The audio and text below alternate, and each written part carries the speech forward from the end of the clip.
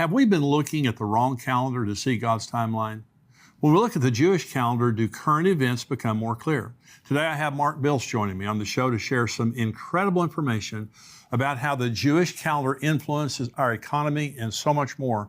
For access to today's entire show, become a subscriber at endtimes.com for only $7 a month. And also want to remind you of my new book, Look Up. It's available now, and just visit the link below to purchase it. I'm Jimmy Evans. Welcome to the Tipping Point Show.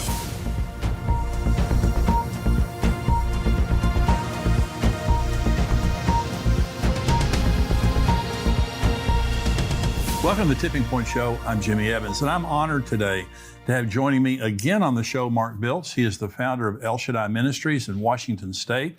He's a best-selling author of many books, including Blood Moons, which brought incredible revelation to the church about the world in the end times. He's also a well-known and popular commentator on the biblical feasts of the Lord. Mark always brings a fresh perspective on Bible prophecy in the end times, and today we're going to be talking about his book, God's Daytimer. And Mark, it's great to have you here. Oh, it's so great to be here. All the way from Washington State, that beautiful place up there. So it's good to have you here. Well, thank you, Jimmy. It's so great. Well, you've got so much incredible revelation. Now, I mentioned the book Blood Moons, and we're going to be talking about that some. But I remember that just shook the entire church world. I mean, when you read in Joel 2 about, the moon turning blood and, the sky growing dark and all that, the sun not giving its light, you brought new meaning to that because we didn't realize it was talking about lunar eclipses. So it was a phenomenal revelation. So we're going to talk about God's Daytimer. And let me just begin by asking the question, why is being on God's calendar so important? Well, I think one of the main reasons, if you're familiar with, everyone's familiar with 1 Chronicles 12:32, to be like the sons of Issachar who understood the times. Right. We need to understand the times. In Genesis 1:14, God said he created the sun and the moon, number one, for signs, not light, not heat. It was for signs. And then it says for seasons, days, and years. Well, here's the thing. We know we're not going to use the Mayan calendar. That kind of everyone was scared about that. We're not using the Muslim calendar. It's based only on the moon. We're not to use the Gregorian calendar because it's only based on the sun. Right. And Genesis 1:14, God said we are to use the sun and the moon. And so the biblical calendar is what God uses. And then what the problem is our English. When we hear the word seasons in Genesis 1:14, we think of winter, spring, summer, fall. Right. But the Hebrew word is moed, which means an appointed time. So God has appointed times on his calendar for when he's going to intersect with human history. Right. They were also called holy convocations, the festivals, which literally means a dress rehearsal. Wow. Now, do you want to be at the wedding of the Messiah? I do. Then we need to be at the dress rehearsal. Do you want to be at the coronation of the Messiah? That's right. Then we need to be at the dress rehearsal. Yeah. We need to understand those things. So it's phenomenal to me when you understand even Messiah's life, all the things that happened.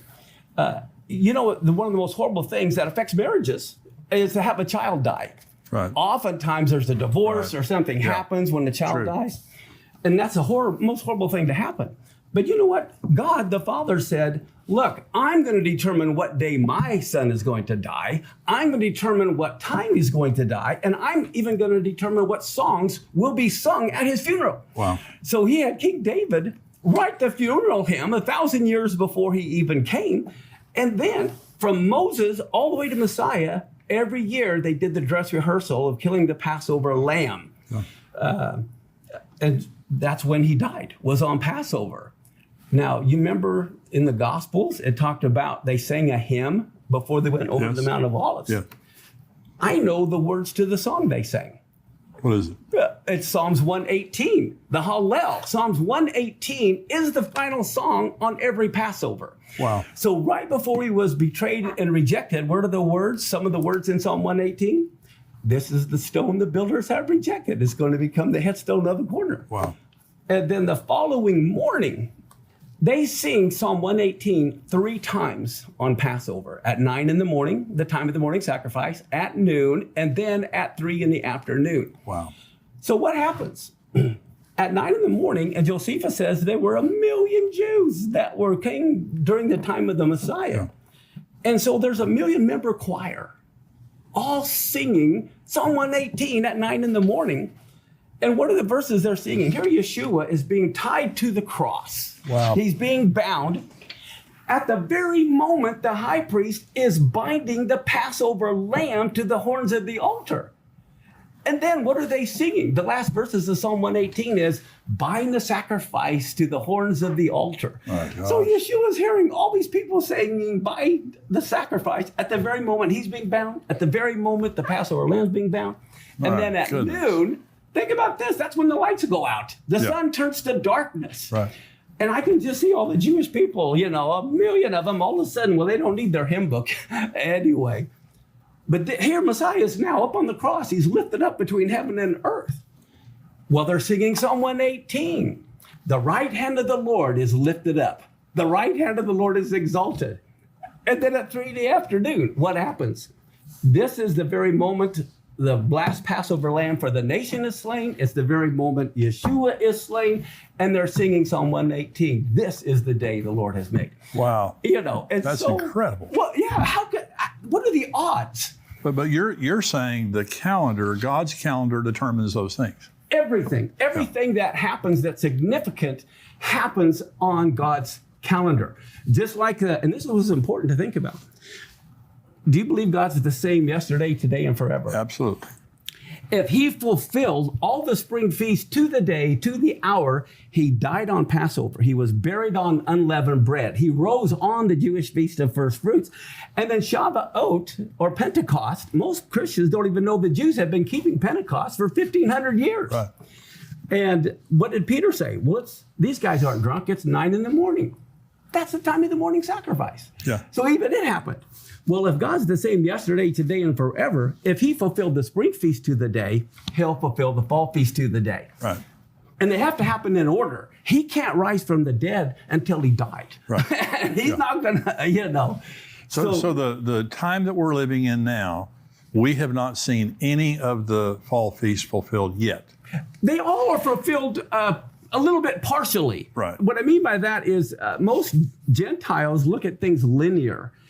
In the Jewish view, it's more like a slinky. Think of it as you repeat circular, but it's at another level. So you see it differently. Because I believe in one sense that Yeshua was literally born on the Feast of Tabernacles. He tabernacled among men. And I can prove that in the Bible. And then, of course, in John 7, was at the Feast of Tabernacles, when he spoke that thing. So there's multiple fulfillments. So we're about to see I don't know if it'll be the final fulfillment, Yes. the end time fulfillment of trumpets. Yes. Of the Day of Atonement. Yes. And of tabernacles. Exactly. That's why you hear trumpets all through the book of Revelation. Yeah, exactly. And there's 7 trumpets. Could each trumpet happen on a different year? Oh, wow. I mean, we have to look at things not just a one-time fulfillment, but every year it could be when one of the trumpets are blown. Wow. So let's talk about the Feast of Trumpets for just a minute. So you believe, I know that I've heard you say before, you believe that the fulfillment of that will be the rapture. I believe there will be multiple fulfillments because also at the very end, the trumpet will be blown. And then at the end of the millennium, the books are opened again. There's another resurrection of the dead. Right. But I believe that the Feast of Trumpets is when the resurrection of the dead will take place. So let's talk about, you're talking about economic cycles that are tied to God's calendar. Definitely. And some people focus on the Shemitah year, but actually what's more important is the first year of the next Shemitah cycle. Right. And you look at all of the stock market crashes over the last 20, 30 years, they all begin at the end of the Shemitah and the beginning of the new cycle. Right. So this would be, now we're living in right now a Shemitah year. Is that correct? The Jubilee year. Jubilee year. Last year was the Shemitah year. And this is Jubilee year. This is the Jubilee year. And what do you think is significant about that? This is huge. When you look at gears, separate gears that are all moving, this last Rosh Hashanah, all the gears lined up. It was the first year of a new Shemitah cycle. Okay, and that is the Feast of Trumpets. Right. Well, then Yom Kippur is when you declare the year of Jubilee.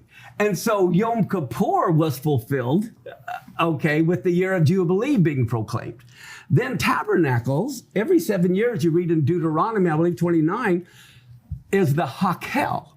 Now, the Hakel is when the king of Israel's responsibility was to gather all of his people together to hear the law being read. So here you have a new Shemitah cycle, trumpets being fulfilled in one sense, it's a new 7-year cycle. Right. Yom Kippur being fulfilled, it's the year of Jubilee, the Hakel. And then the events that have been happening, we're supposed to know the time and seasons. Right.